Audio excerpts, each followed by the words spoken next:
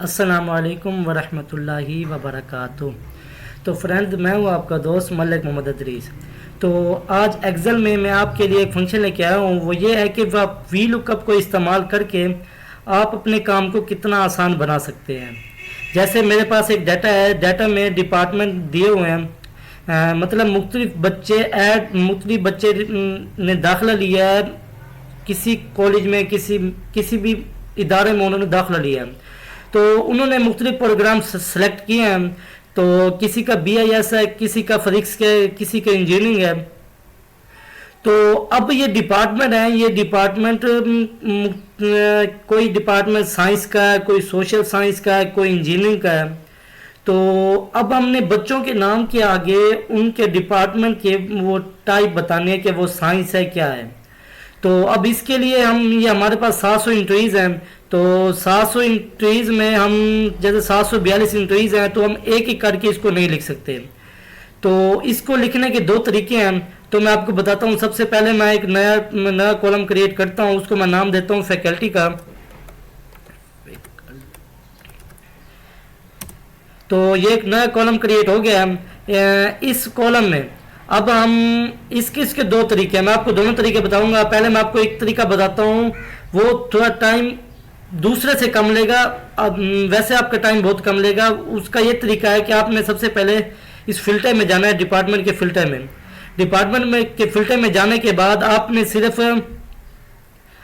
Science के subject select करने, जैसे BIS, केमिस्ट्री, CS, मैथ,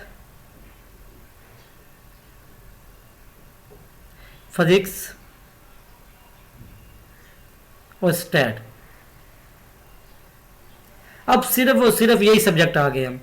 अब हमने इन सब्जेक्ट के आगे हम अब साइंस लिख देते हैं। तो जैसे अब हम साइंस लिखेंगे,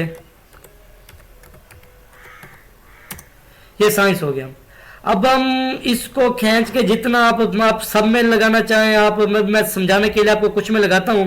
तो अब ध्यान रखिएगा कि ऐसी जगह पे ना छोड़िएगा जहां पे बॉर्डर यहाँ पे पूरा फिल ना हो। वहां पे छोड़िएगा जहां पे आपको बॉर्डर पूरा दिखा रहा हो नीचे से। तो मैंने यहाँ पे इसको छोड़ा, तो ये साइंस इसने दिखा दिया। तो अब इसमें आप सबके सामने भी आप साइंस लिख सकते हैं, क्योंकि इस वक्त सिर्फ और सिर्फ साइंस सब्जेक्ट ही मुझे दिख रहे हैं। क्योंकि फिल्टर की वजह से मैंने सिर्फ और सिर्फ साइंस सब्जेक्ट को सामने रखा है। तो अब जैसे ही मैं फिल्टर को ख़त्म करूँगा, तो फिल्टर को जैसे मैं ख़त्म करूँगा, सेलेक्ट ऑल करूँगा, तो उसके बाद ओके पे जैसे ही मैं क्लिक करूँगा, तो देखिए अब जो सब्जेक्ट साइंस के नहीं थे वो अब आया, उनके आगे उनके डिपार्टमेंट का वो नहीं लिखा हुआ। तो अब हम इस तरीके से भी कर सकते हैं कि पहले मैं जिन डिपार्टमेंट की जो टाइप्स है हम उसको सेलेक्ट करें फिल्टर की मदद से, और सामने उसके नाम लिखें, और फिर ऐसे हम उसको इस तरह भी कर सकते हैं। इसका दूसरा मेथड भी है। अब मैं आपको दूसरे मेथड की तरफ लेके चलता हूँ। दूसरा मेथड यह है कि अब हम इसको डिलीट करते हैं कंट्रोल स्पेस की मदद से। इसको हम डिलीट करेंगे। डिलीट करने के बाद ये जो डिपार्टमेंट है, अब हम इसको कंट्रोल स्पेस की मदद पहले पूरा सिलेक्ट करेंगे, फिर कंट्रोल सी की मदद से ये सारा कॉपी हो जाएगा। कॉपी होगा तो हम नई शीट खोलेंगे। नई शीट खोलने के बाद अब हम किसी भी कॉलम में हम इसको पेस्ट कर लेते हैं, कंट्रोल V, यह पेस्ट हो गया। अब मैं आपको बताता चलूँ कि मेरे पास जो डाटा था, तो इसमें बच्चों ने मुख्तलिफ वक्त में दाखिले लिए थे। तो डिपार्टमेंट बहुत सारे बच्चों के सेम डिपार्टमेंट भी हैं, तो इस वजह से ये बहुत दफ़ा ये रिपीट हो चुके हैं। तो अब हम रिपीट नहीं करते। तो अब हम इसको ख़त्म करते हैं। सिर्फ और सिर्फ एक दफ़ा एक डिपार्टमेंट का सिर्फ एक दफ़ा आना चाहिए। तो इसका ये तरीका है कि हम Alt+A+M प्रेस करेंगे, Alt+A उसके बाद M। तो ये पूछ रहा है मैं माई डाटा हैज हेडर, तो इसको काट देंगे माई डाटा हैज हेडर को, क्योंकि हमारे पास हेडर नहीं है। तो जैसे ही इसको ओके करेंगे, ओके करने के बाद ये देखिए 725 डुप्लीकेट थे और सिर्फ 16 बचे हैं। तो हम इसको ओके करेंगे।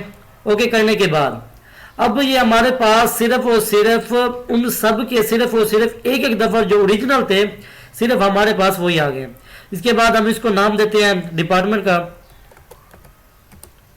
डिपार्टमेंट का हमने नाम दिया। तो अब हम उसके आगे हम एक और ऑप्शन बनाते हैं फैकल्टी का। तो हम इसको इंटर करेंगे, हम टेबल में कन्वर्ट करते हैं, कंट्रोल T। इसके बाद इंटर दबाएंगे। इंटर दबाने के बाद एक टेबल में क्रिएट हो चुका है। तो उसके बाद हम इसको थोड़ा सा बड़ा कर लेते हैं अपनी ज़रूरत के मुताबिक।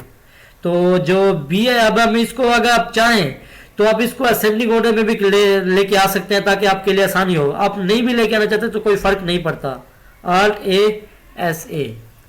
तो ये आ गया। अब आप चाहें तो वैसे ही रख लें, इससे कोई इतना फ़र्क नहीं पड़ता वैसे। अब मैं इसको करता हूँ कि BIS कौन सा सब्जेक्ट है, साइंस का। फॉर एग्जांपल मैं लिखता हूँ SC, ये मैंने साइंस लिख दिया। अब केमिस्ट्री जो है वो भी साइंस का, जैसे मैं एस दबाऊंगा ये पूरा साइंस लिखा हुआ आ गया। तो मैं इंटर दबाऊंगा, आगे CS, ये भी साइंस का है, तो इसमें ऐसे लिखा तो साइंस आ गया। उसके बाद ये जो है ये है सोशल साइंस का, तो ये है सोशल साइंस का। तो इसके सामने हम सोशल साइंस एक दफा लिख देंगे। ये साइंस है ये, लेकिन हमने सोशल साइंस लिखना है।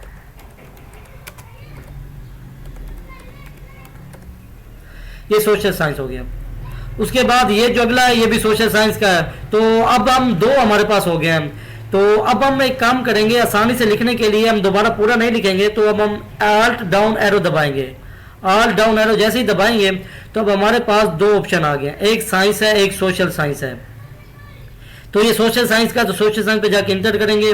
उसके बाद ये अगला है इंजीनियरिंग का, तो इस पे इंजीनियरिंग लिखेंगे, इंजीनियरिंग। तो आगे ये इस्लामियत, ये भी सोशल साइंस का, तो Alt down arrow social science. ये मैथ साइंस का है, तो Alt डाउन एरो साइंस। ये इंजीनियरिंग का है, ये भी इंजीनियरिंग का है, ये भी इंजीनियरिंग का है, ये भी इंजीनियरिंग का है। तो ये साइंस का है, ये भी साइंस का, इसको हम कर देते हैं। ये जो एक गलती हो गई है, ये जो MTS था ये मैनेजमेंट साइंस था। तो ये सिर्फ एक समझाने के लिए है कि आपको जिस वक्त जो चीज़ ज़रूरत हो उसके मुताबिक आपने करना है। तो जब ज़रूरी नहीं है कि आपके पास भी ऐसे डेटा हो, तो आप अपनी मर्जी के मुताबिक कर सकते हैं। इसको चेंज करना चाहें तो ठीक है, वरना ऐसे भी रहने दें। आप अपने मुताबिक अपना डेटा, मैं सिर्फ समझाने की कोशिश कर रहा हूँ, अपने मुताबिक ही डेटा को लिखना है। तो इसको मैं साइंस कर लेता हूँ, इसको Alt डाउन एरो साइंस। इसको मैं, ये है सोशल साइंस, ये है साइंस। अब हम ये चाहते हैं कि ये एक एक दफ़ा जिस डिपार्टमेंट के सामने उसकी फैकल्टी लिखी हुई है, तो पीछे जो कंसोल, ये जो पिछली शीट है, तो इसके सामने भी, इसके सामने हम सेम 729 के सामने हम एक ही दफ़ा लेके आ जाएं। तो इसके लिए हम फार्मूला लगाएंगे VLOOKUP का। VLOOKUP के लिए हम = दबाएंगे। = दबाने के बाद VLOOKUP, ये आधा लिखा हुआ आ गया, तो हम टैब दबाएंगे। टैब दबाने के बाद अब लुकअप वैल्यू, अब लुकअप वैल्यू हम वैल्यू देंगे। वैल्यू ये है,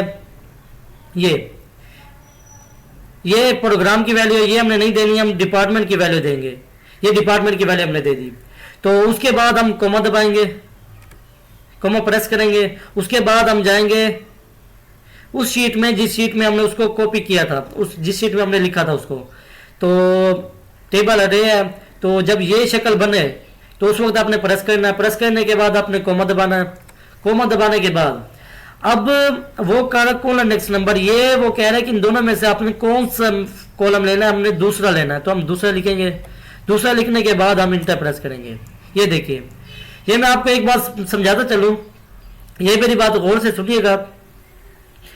बात यह है कि किसी काफ़ी सारे लैपटॉप्स जो हैं आपके पास जो होगा, उसमें भी जब आप इतना लिख के इंटर करेंगे तो आ जाएगा। लेकिन कुछ लैपटॉप्स ऐसे होते हैं जिसमें ये एरर आता है। तो उसके लिए आपने डिपार्टमेंट के पीछे जाना है। डिपार्टमेंट के यहाँ पे ऊपर आपने लिखना है % का साइन। तो इससे वो कॉलम की रो की एंट्री आ गई है।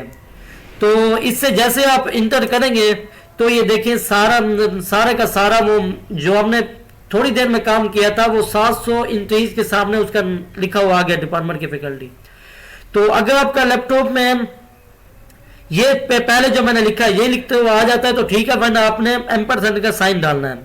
तो इससे आपको आसानी होगी, तो आपका काम हो जाएगा। ये एक एनालिस्ट का काम भी यही होता है कि वो कम से कम टाइम में बड़े से बड़े डाटा को हैंडल कर सके, अपने मुताबिक उसको बना सके। अगर वो ये नहीं कर सकता तो फिर वो एनालिस्ट नहीं हो सकता। तो मेरा जो आज का काम है वो फिनिश होता है, तो मुझे इजाज़त दीजिए। अपना ख्याल रखिएगा। अल्लाह तबारक व तआला से दुआ है कि अल्लाह तबारक व तआला हम सबको सच्चा पक्का आशिक रसूल बनाए, हम सबको नमाजी बनाए। तो खुदा हाफिज़, दुआ में याद रखिएगा।